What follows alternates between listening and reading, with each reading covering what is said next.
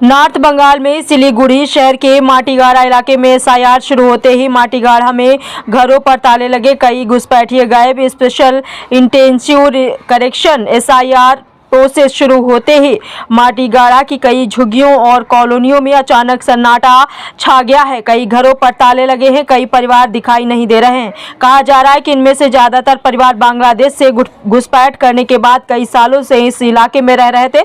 सूत्रों के मुताबिक माटीगाड़ा में रंगापानी, लेलिन कॉलोनी और बालासन झुग्गी झोपड़ियों में कई बांग्लादेशी घुसपैठिए बस गए हैं। कई लोग लोकल घरों में मेड या मजदूर के तौर पर काम कर रहे थे और इलाके में हमेशा के लिए रह रहे थे। कहा जा रहा है कि उनमें से कई ने नकली पहचान पत्र और वोटर आईडी बनवाकर सरकारी फायदे भी लिए हैं। टीएमसी के रीजनल प्रेसिडेंट ब्रजकांत बर्मन ने माना कि इलाके में बहुत से लोग रह रहे हैं, लेकिन जिनके कागजात सही हैं उन्हें डरने की कोई जरूरत नहीं है। बालासन नदी के किनारे लेलिन कॉलोनी में मुस्लिम कम्युनिटी के कई लोग बस गए हैं। लोकल लोगों का दावा है कि 2012 से इस इलाके में धीरे धीरे नई बस्तियां बसने लगी। हालांकि जब से एसआईआर शुरू हुआ है तब से कई घरों में ताले लग गए हैं। वे कहां गए किसी को नहीं पता।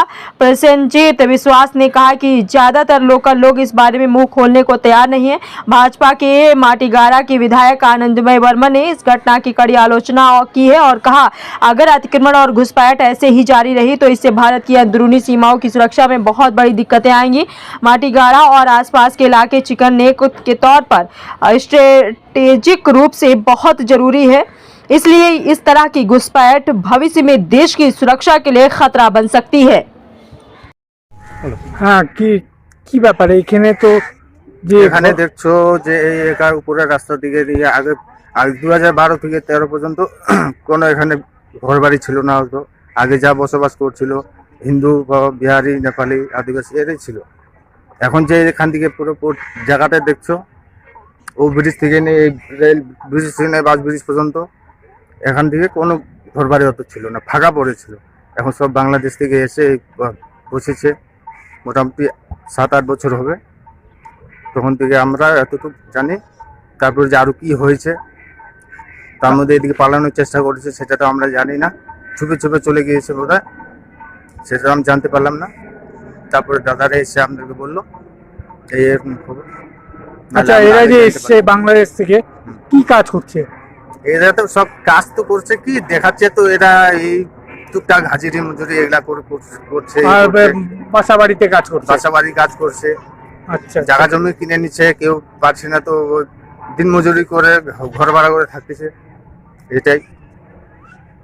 আচ্ছা, তোমার নামটা? প্রসেনজিৎ বিশ্বাস। আচ্ছা, হ্যাঁ, এই যে আপনার এই সে বালাসন নদীর দুপারে যে বসেছে ইলিগেল ইমিগ্রেন্ট, যেটা বাংলাদেশ থেকে এসছে যারা, তারা বসেছে, তো এই ব্যাপার নিয়ে মানে ওখানকার লোকাল লোকরা মানে অনেকে এই ব্যাপার নিয়ে বলতে যাচ্ছে না, তাও আপনি কি বুঝেন? দেখুন, এটা তো ঠিকই যে এই বালাসন নদীর দুপারেই দীর্ঘদিন ধরেই অনেক বাংলাদেশ থেকে লোক এসছে। অনেক যেমন শরণার্থী এসছে, আবার তেমনি অনেক অনুপ্রবেশকারী এসছে। তো স্বাভাবিকভাবে এখানকার শাসক দল দীর্ঘদিন ধরেই এই যে নদী পাড়ের যে চরগুলো, যেগুলো সরকারি জমি বা খাস জমি, সেগুলোকে ওরা টাকা দিয়ে বিক্রি করেছে এবং এরা একটা এই নদীটাকে লুটপাট করেছে বলতে পারেন, ঠিক আছে না? কারণ নদীর বালি থেকে পাথর থেকে শুরু করে নদীর জমি পুরোটাই এরা অবৈধভাবে সব নিজেদের হেফাজতে নিয়ে সেগুলো গরিব মানুষের কাছে বিক্রি করেছে। এবং এখন যে এসআইআর এর বিষয়টা এসছে এবং তাতে দেখা যাচ্ছে যে অনেক কিন্তু ওপারের থেকে আর অনুপ্রবেশকারী হয়েছে। শরণার্থী যারা এসছে তারা তো হয়তো নিজেদের ধর্ম বাঁচানোর জন্য, নিজেদের সম্পত্তি রক্ষা করার জন্য, জীবন বাঁচানোর জন্য তারা সবাই এসছে। কিন্তু যারা অনুপ্রবেশকারী তারা কিন্তু এই এলাকাতেও অনেকেই স্থায়ী বসবাস, তারা বসতি গড়ে তুলেছে।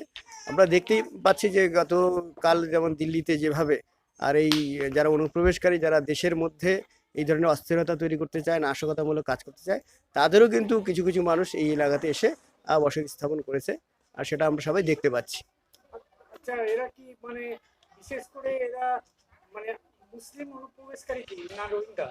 দেখুন, অনুপ্রবেশকারী যারা, তারা কিছু বাংলাদেশ থেকে যেমন মুসলিম অনুপ্রবেশকারী আছে, আবার ঠিক মায়ানমার থেকে কিছু রোহিঙ্গা অনুপ্রবেশকারী, তারা বাংলাদেশ হয়ে এসছে। তো স্বাভাবিকভাবে বেশ কিছু এই ধরনের ঘটনা তো ঘটেছে। হ্যাঁ, মুসলিম অনুপ্রবেশকারী, রোহিঙ্গা অনুপ্রবেশকারী দু ধরনেরই আছে। তো প্রশাসন দীর্ঘদিন ধরেই এখানটায় তারা একেবারে চোখ কান বন্ধ করে রয়েছে। স্বাভাবিকভাবেই এই ধরনের অনুপ্রবেশকারীর সংখ্যা এই এলাকাতে ধীরে ধীরে বাড়ছে। আচ্ছা, এটাকে চিকেন নেক বলা হয়, তো কতটা সিকিউর মনে হচ্ছে?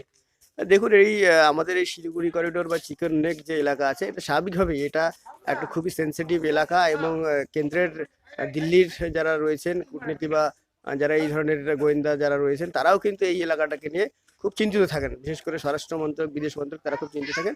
তো স্বাভাবিকভাবে এই এলাকাতে এই ধরনের অনুপ্রবেশকারী যারা এসছেন, যারা মুসলিম হোক বা রোহিঙ্গা হোক, তারা যদি এইখানটা এসে এই ধরনের কাজকর্মের সাথে যুক্ত হয়, তাহলে নিশ্চিতভাবে সেটা আমাদের দেশের জন্য একটা বড় একটা দুশ্চিন্তার কারণ। কারণ এর আগেও আমরা দেখেছি এনজেপি স্টেশনে এখানটাতে বোমা বিস্ফোরণ হয়েছিল। একজন কিছুদিন আগেই ধরা পড়েছিল, সে তৃণমূলের পঞ্চায়েত সমিতির নেতা। আর সে মানে এই ধরনের গোয়েন্দা মানে আমাদের ডিফেন্স মিনিস্ট্রিতে যেই ধরনের তথ্য থাকে, সেই তথ্যের কাগজপত্র তার কাছে ছিল এবং এই ধরনের নাশকতা মূলক যে কাজের সরঞ্জাম সেগুলো সেখান থেকে পাওয়া যায়। তো স্বাভাবিকভাবে এই এলাকার সুরক্ষার জন্য আমাদের কাছে এটা একটা বড় থ্রেট হিসেবে আমি মনে করছি।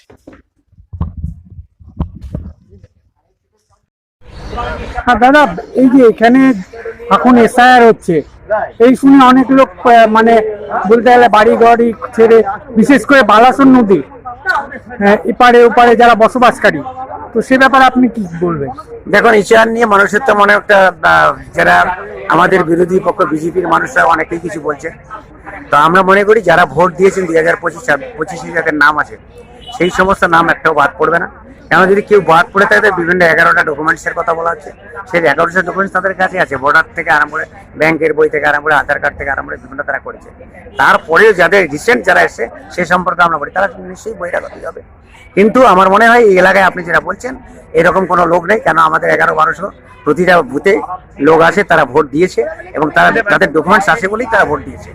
আচ্ছা, তো ভোট দিয়েছে ঠিক আছে, ভালো কথা, কিন্তু যারা বাদ পড়ে পড়ছে এখান দিয়ে প্রচুর দেখা যাচ্ছে যে মানে বালাসন নদীর পাশে প্রচুর দেখা যাচ্ছে যে বসতি, তো সেগুলোর ব্যাপারে কি বলবেন? দেখুন, এই বসতি আপনারা যেটা দেখছেন অনেকটা বাংলাদেশ থেকে আসে না, বাইরের লোক না। যাদের ঘর বাড়ি নেই এমনও লোক আছে যারা অল্প মূল্যে কোথাও কাজ করছে, তারা বাড়ি ঘর করেছে কম পয়সায় জায়গা পেয়েছে বা ফ্রিতে গভর্নমেন্টের জায়গা পেয়েছে, তারা বাড়ি। তারা এর মনে নয় যে নদীর পাড়ে যারা বাড়ি করছে তারা বাংলাদেশ, তারা উদ্বাস্ত নয়, এখানকারই লোক। আর তাদের ভোট আছে। আর আমরা এটাও বললাম আপনাদের যে 2025 যারা যাদের লিস্ট আছে তারা সবাই ভোটার, তারা সবাই ভোট দেবে। সেটা আমরা তৃণমূল কংগ্রেসের পক্ষ থেকে এটা আশা রাখছি এবং গভর্নমেন্টটা করবে।